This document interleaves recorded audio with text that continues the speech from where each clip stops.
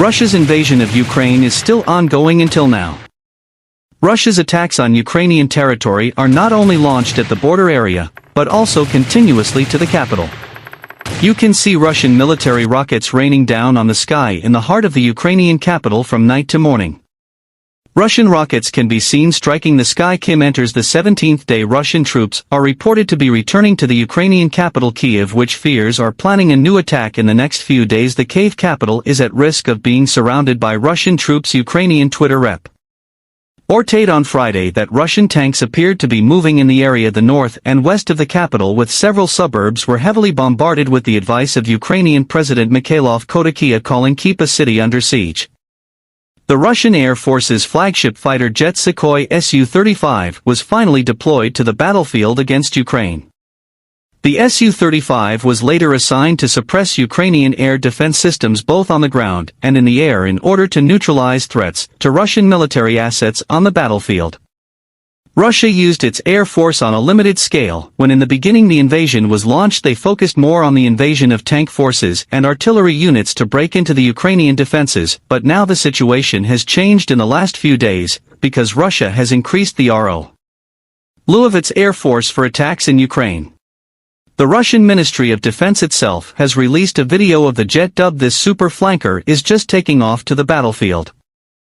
On March 7, 2012, two of the video image shown showing a Su-35 equipped with the Michel Cooperation Kh-31 PM anti-radiation missile. A pair of Su-35s are seen departing for combat air patrol, one of which is equipped with two Kh-31P missiles, and an R-77 air-to-air missile, and the R-73. Later footage shows the Su-35s flying back to base with only one Kh-31PM attached to it as caudal information. The Kh-31P is a medium-range supersonic anti-radiation missile that uses spam chat with the best-in-bus to reach speeds, and this high supersonic weapon is designed to destroy medium and long-range air defense radar systems, as well as to take out both air operations control radars and ER/LY warning radars. A number of international militaries admitted that they were confused by the tactics used by Russia in the invasion of Ukraine, and even called the tactics used by the Russian military very bad, because this tactic actually made Russia suffer considerable losses, namely the loss of armored vehicles. Saturday, March 12.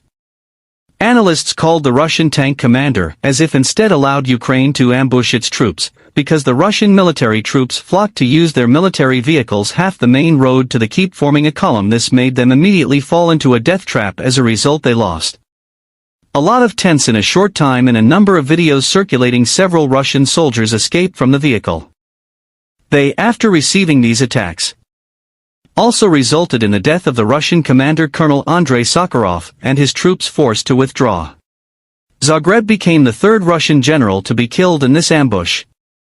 Analysts from the National Institute for Strategic Studies from Stefan Ged said that the Russian military did not secure urban areas in Ukraine with adequate infantry, while military experts from the Foreign Policy Research Institute proper and his story also commented on military ambushes. Russia roughly said that the Russian armored troops showed very bad tactics. The military troops were very clearly gathered on the road, so they were considered vulnerable to being shot or not directly related to Blatar activities. This age also received a response from the British Army commander. He said that the troops were not considered Russian soldiers they trained to play a role, while it was related to the losses suffered by the military forces. The president of Vladimir Putin is yet to be confirmed, but Ukraine claims to have destroyed more than 12,000 troops, 350 tanks, 80 helicopters, 125 artillery units, 1150 personnel carriers, and nearly 60 Cup planes.